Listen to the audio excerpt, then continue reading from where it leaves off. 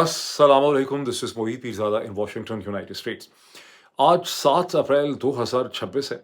मंगल का दिन है। अगले 14-15 घंटे ईरान के लिए, पाकिस्तान के लिए, जीसीसी कंट्रीज़ के लिए, मशरिक़ वस्ता के लिए और यूँ अमेरिका और यूरोप और पूरी दुनिया के लिए गैर मामूली अहमियत के हामिल हैं। क्योंकि अमेरिका के सदर डोनाल्ड ट्रंप इस वक़्त जिस स्टेट ऑफ माइंड के अंदर हैं, जो स्टेट ऑफ माइंड अब क्वेश्चन भी हो रही है, उनसे भी ये सवाल पूछे गए हैं प्रेस कॉन्फ्रेंस में कि दुनिया ये समझती है कि आपकी स्टेट ऑफ माइंड ठीक नहीं है। ये और बात है कि उन्होंने कहा है कि मैं परवाह नहीं करता, I give a dam, I don't care for that. लेकिन वो एक ऐसी स्टेट ऑफ माइंड में है जिन्होंने सोमवार के दिन कम से कम 2 दफ़ा या शायद 3 दफ़ा उन्होंने इस बात को अफ़र्म किया है कि अगर मंगल की रात 8 बजे जो ईस्टर्न स्टैंडर्ड टाइम है, जो न्यूयॉर्क का अमेरिका का टाइम है, उस टाइम तक उन्हें अपनी मनपसंद, अपनी मर्ज़ी की डील ईरान से ना मिल सकी, तो वो अगले 4 घंटों में ईरान को तबाह कर देंगे। उनका कहना ये है कि उनकी फ़ौज ने यानी सेंट्रल कमांड ने एक पूरा प्लान बना लिया है जिसमें ईरान के तमाम पावर स्टेशंस जो हैं और ईरान के जितने ब्रिजेस हैं उन्हें वो उड़ा देंगे और 4 घंटे के अंदर ऐसी तबाही होगी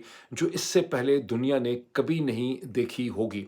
अब इसका मतलब क्या है? क्योंकि ये कई दफ़ा एक सिर्फ़ अल्फ़ाज़ का एक मजमूआ लग सकता है। इसको अगर आप पाकिस्तान के कॉन्टेक्स्ट में ट्रांसलेट करें और इसको समझने के लिए तो इसका मतलब ये है कि वो ये कह रहे हैं कि लाहौर शहर को जो जीटी रोड के साथ 2 पुराने ब्रिज कनेक्ट करते हैं, मैं उन्हें उड़ा दूँगा। जो रेलवे का ब्रिज है, उन्हें हम उड़ा देंगे। जो मोटरवे है गालिबन एम2 उसे जो लाहौर से ब्रिज कनेक्ट करता है, उसके ऊपर कंक्रीट का, उसे उड़ा देंगे। चनाब के ऊपर जीटी रोड और मोटरवे के जो ब्रिज हैं, उन्हें उड़ा देंगे। खैराबाद का जो जीटी रोड का ब्रिज है और मोटरवे का जो ब्रिज पेशावर को पंजाब के साथ कनेक्ट करता है, उसे उड़ा देंगे। इसी तरह से साउथ पंजाब में, कराची में जितने ब्रिजेज़ हैं, बिजली घर हैं, उन्हें उड़ा देंगे। स्टार्टिंग फ्रॉम नॉर्थ जो बिजली घर वारसक का है, उसे उड़ा देंगे। तरबेला का बिजली घर है, उसे उड़ा देंगे। मंगला का बिजली घर है, उसे उड़ा देंगे। कराची में जो बिजली घर हैं, उन्हें उड़ा देंगे। जो छोटे और नए बिजली घर हैं बहुत से, जो ऑयल से बिजली बनाते हैं फर्नेसेस से, उन्हें उड़ा देंगे। तो इसका क्या मतलब होगा? इसका मतलब ये होगा कि पाकिस्तान की तमाम आबादी जो है,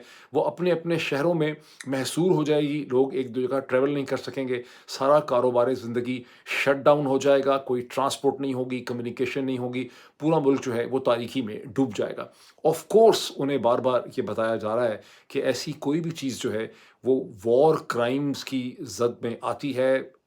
हेग कन्वेंशन है, जेनेवा कन्वेंशन है, बहुत से और प्रोटोकॉल्स हैं, इंटरनेशनल लॉ है और ये तमाम चीज़ों की खिलाफ वर्जी है। लेकिन इससे पहले वो बारहा ये कह चुके हैं कि मैं इंटरनेशनल लॉ के अंदर बिलीव नहीं करता। पिछले वीलॉग में मैंने आपको बताया था कि जनवरी में 2 घंटे से ज़्यादा तवालत का उन्होंने न्यूयॉर्क टाइम्स को जो इंटरव्यू दिया, उसमें उनको सवाल पूछा गया कि इंटरनेशनल लॉ को आप क्या समझते हैं? उन्होंने कहा मुझे इंटरनेशनल लॉ यानी बैनुल अक़वामी कानून की कोई परवाह नहीं है। फिर न्यूयॉर्क टाइम्स ने उनसे पूछा कि आखिर आपकी ताकत के ऊपर क्या लिमिटेशन है, क्या चीज़ है जो उसके रास्ते में एक बैरियर है? उन्होंने कहा कि मेरी अपनी जो मोरालिटी है, ये जो एथिकल वैल्यूज़ हैं, वही मेरा दायरा कार जो है वो मुतय्यन करते हैं। ये वो सूरत हाल है जिसकी बहुत सी डिटेल्स मैं आपके साथ शेयर करना चाहता हूँ। तो इजाज़त दें कि मैं थोड़ा-सा नीचे से देख के बोलता चला जाऊँ बिकॉज़ ये बहुत मेहनत से मैंने नोट्स लिखे हुए हैं।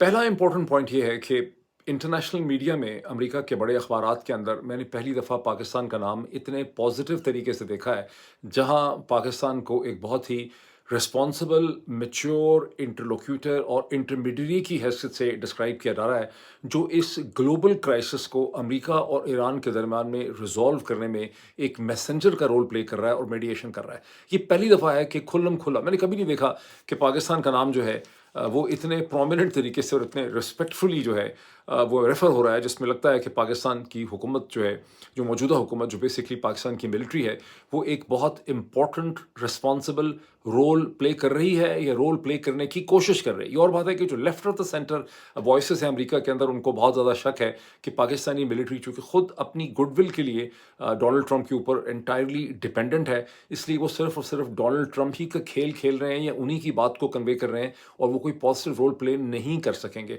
लेकिन जो मेन स्ट्रीम लेगेसी न्यूज़पेपर्स हैं, वो बहरहाल पाकिस्तान को बहुत एक रिस्पॉन्सिबल तरीके से इस स्टेज के ऊपर देख रहे हैं और अक्सर एनालिस्ट भी, अगर आप देखें सोशल मीडिया पे जिसको अल्टरनेट मीडिया कहा जाता है, वो पाकिस्तान के रोल को किसी ने भी नेगेटिवली छोटी माइनॉरिटी वॉइसेस के अलावा अभी तक नेगेटिवली नहीं देखा। یہ ڈسکرائب کیا جا رہا ہے کہ پہلے پاکستان کی طرف سے ایک 45 ڈے کا پروپوزل کے ایک سیز فائر ہونا چاہیے، 45 دن کا ٹیمپرری، جس کے بعد ایک فائنل ایگریمنٹ ہوگا، وہ پاکستان کی طرف سے گیا، جس کو کہ انڈرسٹینڈیبل تھا کہ ایران اس کو ایکسیپٹ نہیں کرے گا، بیکاز یہ بھی انڈرسٹینڈیبل تھا کہ یہ پروپوزل در حقیقت ڈونلڈ ٹرمپ کی ٹیم کا پروپوزل ہے، جس کے ذریعے وہ چاہتے ہیں کہ اسٹریٹ آف ہارمز فوری طور پہ کھل جائے، اور ایران نے اس کے جواب میں اپنے ایک 10 نکاتی ایجنڈا اور پروپوزل جو بھیجا، جس کو ایران کا جو اسٹیٹ براڈ کاسٹر ہے IRNA IRNA اس نے کنفرم کیا ہے، اور 2 ان نیمڈ ایرانین آفیشلز نے کم از کم نیو یارک ٹائم یا انٹرنیشنل میڈیا سے بات کرتے ہوئے اس کی مزید تفصیلات جو ہیں وہ شیئر کی ہیں۔ اب اس کے 10 پوائنٹ تو سارے میں زبانی آپ کو نہیں بتا سکتا، لیکن اس کی جو کی پوائنٹس ہیں، اور ہے بھی نہیں، وہ اکثر جگہوں پہ 10 پوائنٹ کہیں پروڈیوس نہیں ہوئے، ایران کے میڈیا نے بھی اس کے کی پوائنٹس کا ذکر کیا ہے۔ وہ جو کی پوائنٹس یہ ہیں کہ ایران یہ چاہتا ہے کہ اس کے اوپر جو حملے ہیں، اور جو حزب اللہ کے اوپر اسرائیل نے حملہ کیا ہوا ہے لبنان میں، وہ جنگ فوری طور پہ بند ہونی چاہیے۔ ایران یہ سمجھتا ہے کہ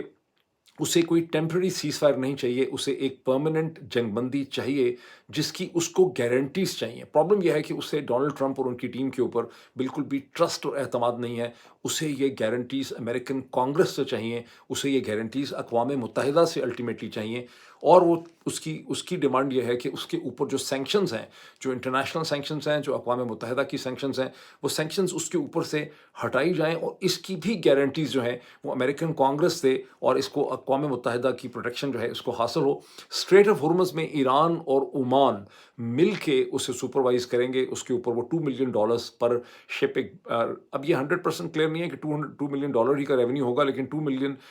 پر شپ کو فگر چونکہ کوٹ کیا جا رہا ہے، تو وہ ریونیو لیں گے، اسے آپس میں سپلٹ کریں گے، اور ایران اس پیسے سے، جو پیسہ اس کا بنے گا، سے $1 ملین شپ بنے گا یا زیادہ بنے گا، اسے ایران استعمال کرے گا اپنی جنگ میں جو اس کی تباہی ہوئی ہے اس کی ریکنسٹرکشن کے لیے۔ اور یوں ایران کا جو مطالبہ تھا وار ریپریشنز کا، وہ ختم ہو گیا۔ اب ایران کو وار ریپریشنز نہیں چاہیے، وہ کہتے ہیں اس سے جو ہم ریونیو کمائیں گے اسی سے ہم اپنی ریکنسٹرکشن جو ہے وہ کریں گے۔ اب انٹرسٹنگ چیز یہ ہے کہ ٹرمپ نے پہلے اسے ویلکم کیا، بلکہ پہلے جب وہ پریس کانفرنس کر رہے تھے، جس کی بہت سی تفصیلات میں آپ سے شیئر کروں گا دن کے پہلے حصے میں، تو انہوں نے کہا کہ ہمیں ایک پروپوزل ایران کا ملا ہے وچ از اے پروگرس، وہ ایک سبسٹینٹیو پروگرس ہے، پوری چیزیں انہوں نے ہماری نہیں مانگنی، لیکن ہم سمجھتے ہیں کہ اس میں بڑی پروگرس ہے، یہ ایک سالڈ پروپوزل ہے، we are making progress and so on.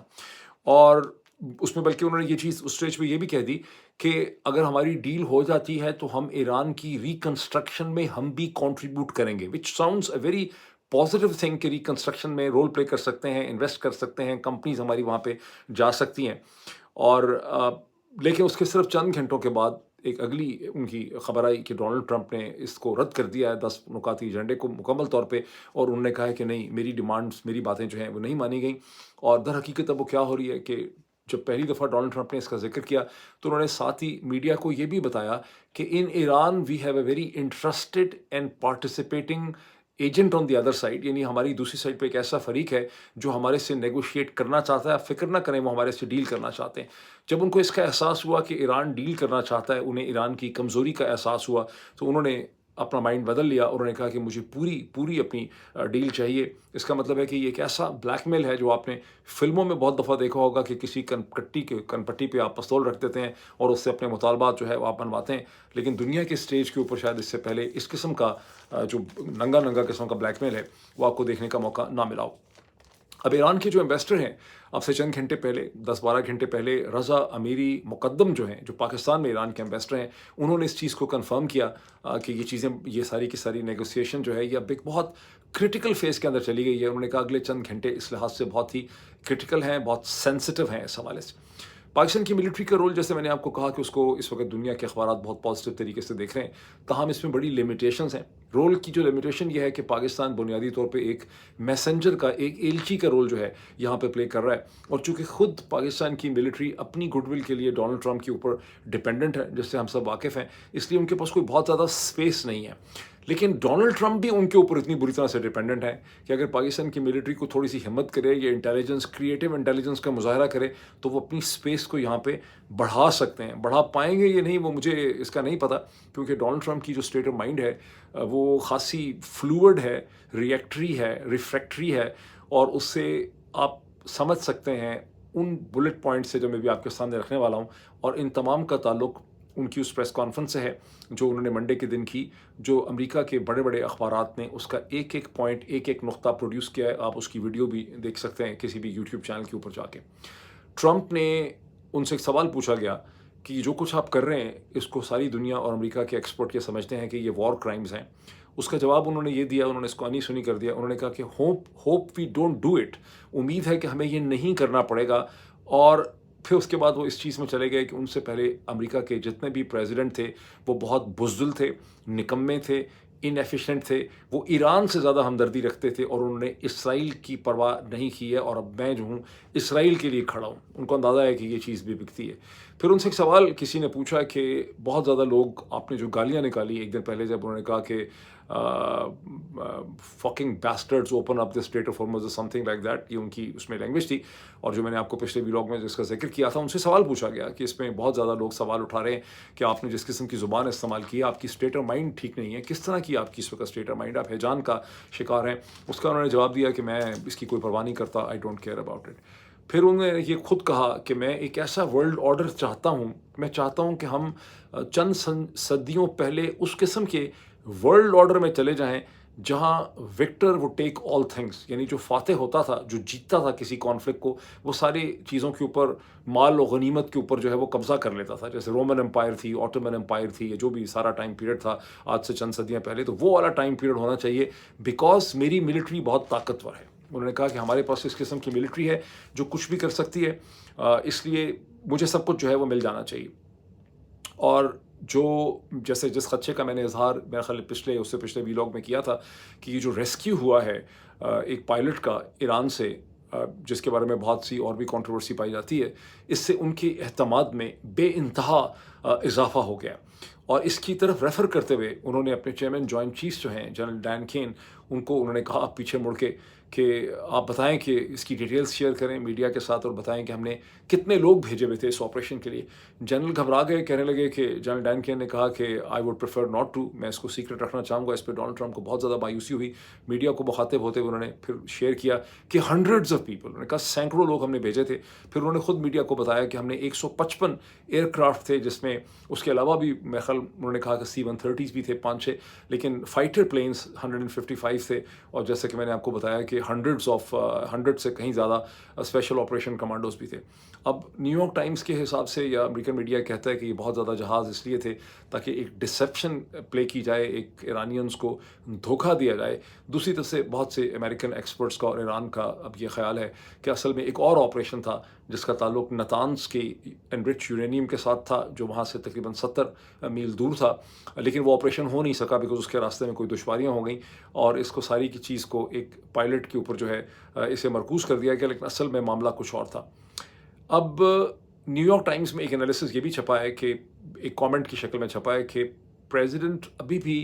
Venezuela کا ماڈل ان کے ذہن کے اوپر ہے. جس طرح سے وینیزویلا کے تیل پہ امریکہ کا قبضہ ہو گیا اور امریکہ اس کو بیچ رہا ہے پوری دنیا کو, اسی طرح ان کی نظر یہ ہے کہ کسی طرح سے ایران کا تیل بھی ان کو مل جائے. اور اگر ایران کا تیل نہیں ملتا تو ایران کے تیل کے اوپر سے یا پرشین گلف کا جتنا بھی تیل ہے اس کے اوپر امریکہ کو بھی ریونیو لینے کا یا ٹول لینے کا یا ایک فی لینے کا موقع ان کو ملنا چاہیے. اور انہوں نے میڈیا کو یہ کہا کہ میرے ذہن میں ایک سرٹن تصور ہے, کانسیپٹ ہے کہ ہم اس کے اوپر سے کس طرح سے ہم اپنا ٹول لے سکتے ہیں. جس طرح سے ایران اور عمان بات کر رہے ہیں, اب امریکہ کے صدر بات کر رہے ہیں کہ ہم بھی اپنا ٹول اس پہ لے سکتے ہیں. وہ کیسے لے سکتے ہیں, اس کے کچھ آئیڈیاز یہ ہیں کہ امریکہ کی نیوی جو ہے وہ گلف آف عمان کے باہر سے ریونیو اکٹھا کر سکتی ہے, ایک یہ تصور ہے. دوسرا تصور یہ ہے کہ مجھے ویسے ہنسی آ رہی ہے, میں کیا کروں, سوری مجھے معاف کر دیجیے. دوسرا تصور یہ ہے کہ امریکہ جو سیکیورٹی پرووائڈ کرتا ہے, جو عرصے سے کہا جاتا ہے کہ امریکہ ٹریڈ کو اور انٹرنیشنل آئل ٹریڈ کو ایک سیکیورٹی پرووائڈ کرتا ہے ہائی سیز میں, اس کی امریکہ ایک فی چارج کرے. تو اب اس قسم کے حالات جو ہیں وہ ہو چکے ہیں. اور پریزیڈنٹ نے جب اپنی پریس کانفرنس کی ختم کی منڈے کے دن میں, تو اس کے آخر میں انہوں نے بہت زور سے کہا کہ, اور یورپ کی طرف اشارہ انہوں نے کیا, کہا نام انہوں نے یورپ کا نہیں لیا شاید, انہوں نے کہا کہ rest assured we need Greenland, we need Greenland, we want Greenland, but they are not giving us Greenland. اب یورپ کو انہوں نے یہ میسج دیا. اس کا نتیجہ یہ نکلا ہے کہ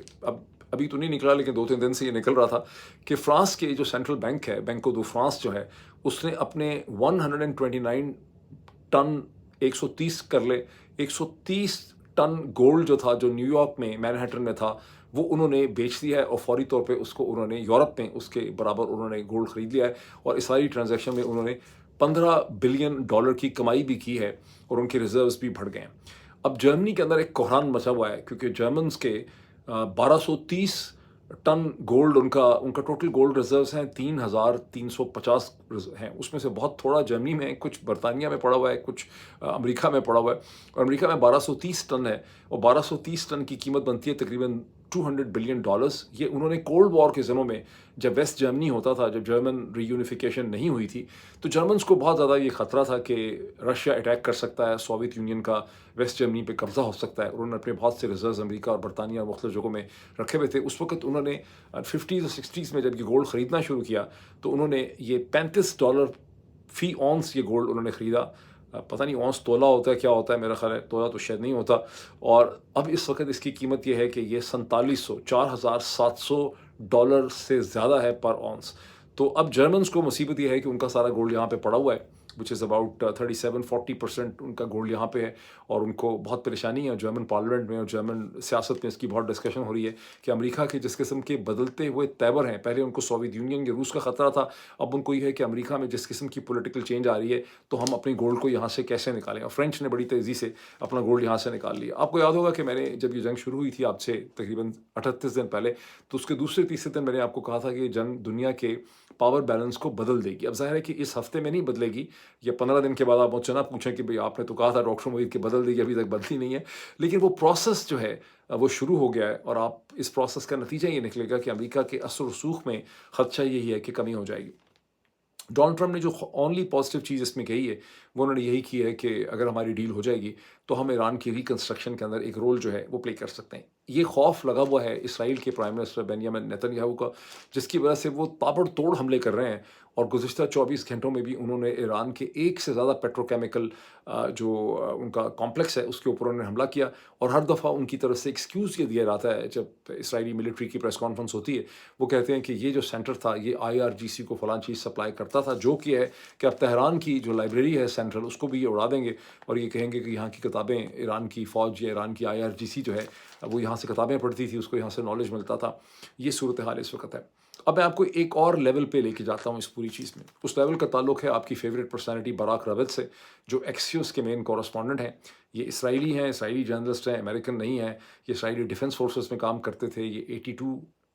यूनिट 82 जो है उसमें काम कर चुके हैं, जो सिग्नल इंटेलिजेंस है, जिसको इसराइली मिलिट्री का सबसे इन्फ्लुएंशियल बाअसर उसको सेक्शन बताया जाता है। बराक रावित ने एक स्टोरी पब्लिश की है अब से चंद घंटे पहले एक्सियोस में। स्टोरी का टाइटल है Trump's tipping point, destroy Iran infrastructure और give talks a chance. Trump's tipping point, destroy Iran infrastructure और गिव टॉक्स अ चांस। इसको आप खुद भी पढ़ सकते हैं, इसको पढ़ना बहुत ज़रूरी है। जो कुछ मैं भी आपको बताने वाला हूँ वो मुझ नाचीज़ की गुस्ताख की के लिए मुमकिन नहीं है कि इतनी बड़ी गुस्ताखी करे, क्योंकि ये सब कुछ इन प्रिंट है, तो मैं आपको बताता हूँ। इसमें वो कहते हैं कि ट्रम्प के पास बहुत ही मोमेंटस सब उनको डिसीजन करना है अगले चंद घंटों में, कि उसे ईरान को डिस्ट्रॉय कर देना है या उन्हें अपनी डेडलाइन जो है 8 बजे की, उसमें मज़ीद एक दफ़ा फिर उसको एक्सटेंड करना है। मुझे बहुत शक है कि अगर पाकिस्तान की डिप्लोमेसी कामयाब हुई और पाकिस्तान, तुर्की, इजिप्ट जिनकी भी है, तो शायद एक बार फिर ये जो 8 बजे की डेडलाइन है इसमें मज़ीद 1 दिन का इजाफ़ा हो जाए या 2 दिन का इजाफ़ा हो जाए। ये पॉसिबिलिटी है, इसे रूल आउट नहीं किया जा सकता। ताहम इस वक़्त जो एनालिस्ट हैं उनकी प्रिपोंडेंस ये है कि ये इतनी दफ़ा डेडलाइन बढ़ चुकी है कि शायद इसमें इजाफ़ा ना हो। ट्रंप को उम्मीद ये है कि उनका प्रेशर इस किस्म का है, अब उन्होंने इतना एक साइकोलॉजिकल प्रेशर डाल दिया है ईरान के ऊपर कि उन्हें कुछ ना कुछ मिल जाएगा। लेकिन ज़्यादातर एनालिस्ट ये भी समझते हैं कि उनकी डिमांड्स इतनी सख्त हैं ईरान से, और ईरान की डिमांड्स इस किस्म की हैं कि यहाँ कोई रेजोल्यूशन नहीं हो सकेगा। ये सूरत हाल इस किस्म की है जैसे किसी ने, अगर आप में से ग्रीक मिथोलॉजी पढ़ी हो जहाँ गॉड्स का कॉन्सेप्ट होता था। ग्रीक मिथोलॉजी में कोई एक गॉड नहीं था, वहाँ दर्जनों किस्म के गॉड थे। God of rain, God of this, God of that, God of God's, king of gods and so on. लेकिन जो सबसे इंपॉर्टेंट गॉड्स हैं उसमें जूस है जो किंग ऑफ गॉड्स है, पोसाइडन है जो गॉड ऑफ सी है और ये अक्सर तबाही वगैरह कर सकते हैं। और ऐसी बहुत सी मिथोलॉजी की डॉक्यूमेंट्रीज़ हैं ग्रीक मिथोलॉजी की कि आप देखते हैं कि गॉड्स ऊपर से बैठ के दुनिया के बारे में सोच रहे हैं कि क्या कर रहे हैं। उनकी आपस में बहस हो रही है कि दुनिया को तबाह ना कर दें, दुनिया को दोबारा ना बना दें। तो ये वो वाली सूरत हाल है जहाँ अमेरिका के सदर डोनाल्ड ट्रंप अपने आप को एक ग्रीक गॉड के तौर पर देखते हैं और वो खुलम खुला ये कह रहे हैं कि मैं तबाह ना कर दूँ। अब एक्सियस की ये स्टोरी जो बाराक रावित की है, जिसका मैंने टाइटल आपको बताया है, یہ ایک US سینئر آفیشل کو جس کا نام آف کورس نہیں انہوں نے لکھا اور لکھ بھی نہیں سکتے، اس کو کوٹ کرتے ہوئے انہوں نے کہا ہے کہ اس آفیشل نے انہیں یہ بتایا ہے براک رابط کو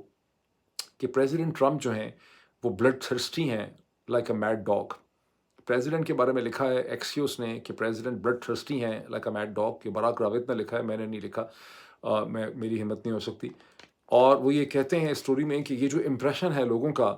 کہ پیٹ ہیگسیت جو سیکرٹری ڈیفenس ہیں یا مارکو روبیو جو سیکرٹری آف اسٹیٹ ہیں، یہ ہاک ہیں، یہ پش کر رہے ہیں، اس میں کوئی حقیقت نہیں ہے، یہ صرف اور صرف پریزیڈنٹ سے ڈرے ہوئے ہیں اور جو پریزیڈنٹ کہتے ہیں یا سننا چاہتے ہیں یہ وہ بات دہراتے ہیں۔ پیٹ ہیگسیت کے خلاف تو کچھ ڈیموکریٹ کانگریسمین جو ہیں وہ ایک امپیچمنٹ کی بھی ریزولوشن جو ہے لانے والے ہیں بہت جلدی، میرا خیال ہے اس میں پاس تو وہ نہیں ہوگی لیکن اس پہ بحث بہت زیادہ ہونی ہے۔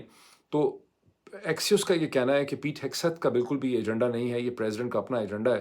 اور پریزیڈنٹ جو ہیں وہ انہیں بار بار اپنی ٹیم کو ساؤنڈ کرتے ہیں اور ان کے سامنے اس قسم کی ریٹوریکل کوشچن رکھتے ہیں کہ what do you think of the infrastructure day, یعنی انہوں نے منگل کے دن کو انفراسٹرکچر ڈے کا نام دیا ہوا ہے اور بار بار ان سے پوچھتے ہیں کہ پھر کیسا خیال ہے انفراسٹرکچر دن کے بارے میں۔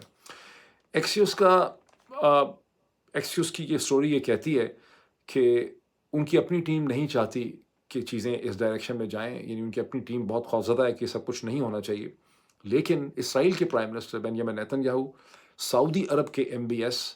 اور ابو دھابی کے UAE کے MBZ محمد بن زید اور سینیٹر لنڈسے گراہم جو ہیں وہ مسلسل پریزیڈنٹ کے اوپر یہ زور دے رہے ہیں ڈونلڈ ٹرمپ کے اوپر کہ finish the job, finish the job. اب میرے خیال ہے گزشتہ 24-36 گھنٹوں میں سعودی عرب کے ڈیفنس منسٹر جو محمد بن زید MBS کے بھائی ہیں خالد بن سلمان جو ہیں وہ ایک بار پھر واشنگٹن پہنچے ہیں۔ ان کا ایجنڈا ایکچولی کیا ہے؟ بظاہر ایجنڈا یہ ہے کہ کرائسس کو ریزالو کرنا ہے، لیکن اگر آپ ایکسیوس کی سٹوری کے ساتھ ڈاٹ کنیکٹنگ کریں تو پھر آپ کو یہ سمجھ آتی ہے کہ ایجنڈا یہ ہے کہ ڈونلڈ ٹرمپ کو یہ باور کروایا جائے کہ فنش دا جاب، یہاں پر ایران کو کوئی ڈیل جو ہے وہ نہیں ملنی چاہیے۔ اب اس سارے کانٹیکس کے درمیان میں ایک سٹوری، بڑی سٹوری نہیں ہے یہ، کہ ایکچولی ایک بڑا فار ریچنگ بہت انفلوئنشل اوپینین پیس اور انالیسس ہے جو چھپا ہے 6 تاریخ کو نیو یارک ٹائمز میں، اور اس کو لکھنے والے ہیں professor Robert Pape university of Chicago سے، جن کا میں پہلے بھی ذکر کر چکا ہوں۔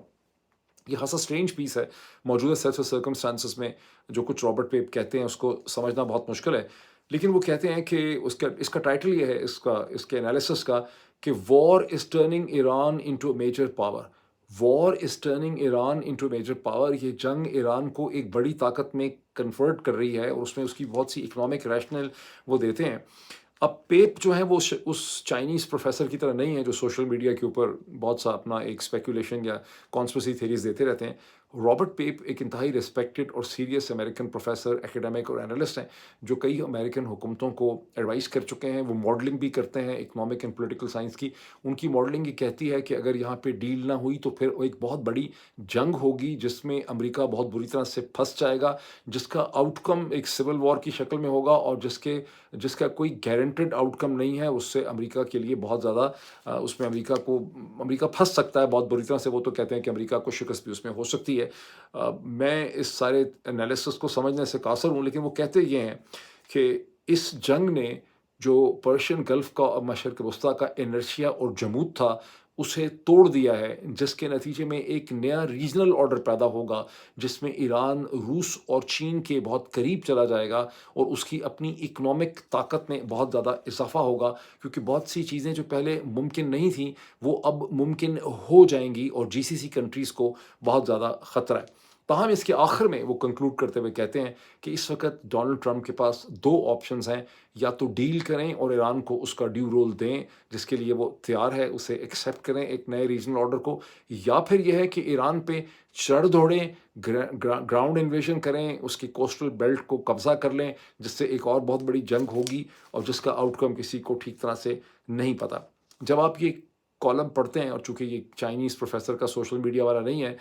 یہ پروفیسر رابرٹ پیپ کا ہے، تو پھر آپ انڈرسٹینڈ کر سکتے ہیں کہ نیتن یاہو کو، MBS کو، MBZ کو اور لنڈسے گراہم کو اتنی ٹینشن کیوں ہے۔ اور لنڈسے گراہم تو ڈیفینیٹلی سینیٹر لنڈسے گراہم وہی کہتے ہیں جو پرائم منسٹر بنیامن نیتن یاہو چاہتے ہیں کہ وہ کہیں، اور وہ کہتے ہیں کہ فنش دا جاب، بیکاز ان کو خطرہ ہے کہ یہ جو نئی پولیٹیکل سچویشن پیدا ہوئی ہے اس کے اندر ایران کی سیاسی طاقت اور اثر رسوخ میں اضافہ ہو جائے گا اگر ایران کو اس کی ڈیلز مل جاتی ہیں، ایران اپنی اکانومی کو ریکنسٹرکٹ کر لے گا اور ایران پہلے سے کہیں زیادہ مضبوط ہوگا اگر اس پہ سے سینکشنز جو ہیں وہ ہٹ جائیں۔ تو یہ وہ بیک گراؤنڈ اور کانٹیکس ہے جس میں اگلے 14-15 گھنٹے بلکہ آپ کہہ لیں کہ 20 گھنٹے جو ہیں ہمارے لیے بہت زیادہ اہم ہیں۔ میں اگلی جو ویڈیو کروں گا اس میں اس کا جی سی سی کا بہت سا سیناریو کہ اب تک جو جی سی سی کنٹریز ہیں ان میں ایران کے حملوں سے کس قسم کا نقصان پہنچا ہے، ایران کا جو سارا ویپن سسٹم ہے وہ کس حد تک اسرائیل کو ہرٹ کرتا ہے، خود اسرائیل اور امریکہ کے ویپن سسٹم جو ہیں وہ ایران کو کیوں زیادہ ہرٹ کرتے ہیں، اور ایران کے اتنے ہیوی مسلز جو ہیں وہ اتنی زیادہ افیکٹ کیوں نہیں کر سکتے خاص کر کے اسرائیل کو۔ ان تمام چیزوں کا بھی ہم ایک جائزہ لیں گے۔ اگلے ویلاگ کے لیے ابھی اتنا ہی، پھر آپ سے ملاقات ہوتی ہے۔